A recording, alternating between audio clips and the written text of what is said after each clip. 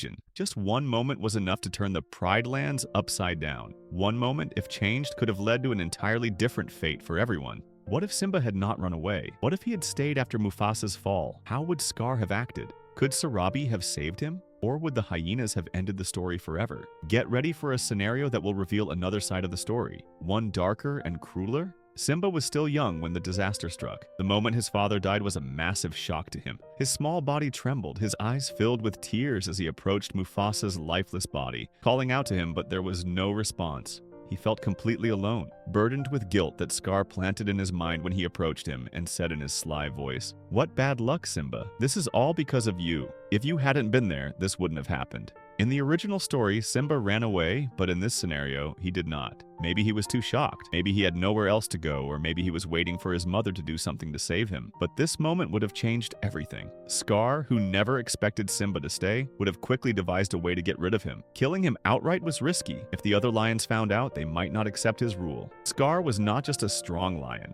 He was a cunning manipulator who knew how to play his cards well. So he might have pretended to be devastated by his brother's loss, and then secretly ordered the hyenas to dispose of Simba out of sight.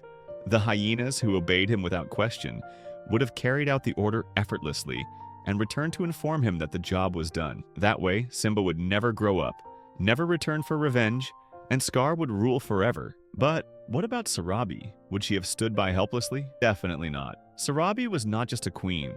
She was a strong mother who would do anything to protect her son. Here, we have two possible scenarios. The first is that Sarabi would try to escape with Simba, but escaping wouldn't be easy. The hyenas surrounded the Pride Lands, and Scar watched everything. She might have been caught, and Scar could have decided to eliminate her as well, making the path to the throne completely free of any threats. The second scenario, and the most intriguing one, is that Sarabi realizes escape is impossible and decides to play the game her own way. She pretends to submit to Scar, maybe even marrying him despite her hatred for him, all to protect Simba. She hides her true feelings, endures all humiliations, just to stay by her son's side and wait for the right moment. Over the years, she would plant the truth in Simba's mind, telling him about his father, about the betrayal, about the injustice that befell the kingdom. She would feed him hope, allowing him to grow in secret like a fire beneath the ashes, waiting for the moment to overthrow Scar. But this wouldn't have happened easily. Scar was not foolish. He would have realized at some point that Sarabi was not truly loyal to him. Maybe he would have tried to get rid of her as well, or perhaps he would have attempted to manipulate Simba, and maybe the hyenas would have discovered the plan and tried to stop it before it was too late. Scar and psychological manipulation of Simba. Instead of immediately getting rid of Simba, Scar might decide to keep him alive but under his full control. He would begin to manipulate him psychologically, making him believe he owed him and that Mufasa's death was his fault. He could treat him like a son on the surface, but in the background, he would plant doubts and weaknesses in him so that he would never become a threat in the future. The hyenas and their role in the conspiracy. What if not all the hyenas were loyal to Scar? What if some of them felt resentment and planned to rebel against him? Sarabi could use this to her advantage, secretly communicating with some dissatisfied hyenas and possibly forming a hidden alliance within the kingdom itself, waiting for the right moment to act. Simba growing up as an oppressed prince.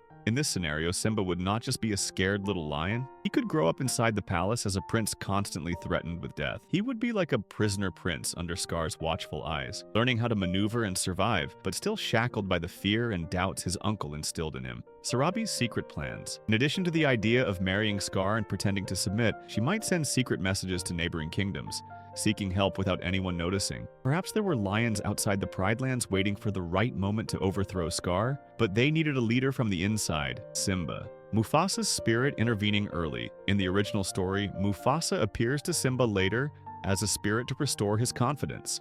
But in this scenario, perhaps his spirit would have communicated with Sarabi or even some other lions in the palace, guiding them and helping the rebellion in an indirect way. The decisive confrontation, instead of Simba suddenly returning as in the original story, there could be an internal rebellion led by Sarabi and her allies, where the lions and the rebel hyenas turn against Scar from within. A massive battle erupts inside the royal den, turning the palace into a battlefield with Simba at the center of it all, facing his uncle head-on before ending his reign. Scar's alternative fate. In the original story, the hyenas turn against Scar and kill him, but in this scenario, perhaps Simba himself would decide his fate. After a long struggle in which he exposes all of Scar's lies and deception, before everyone, he might leave him for the lions to judge, or he could choose to exile him instead of killing him.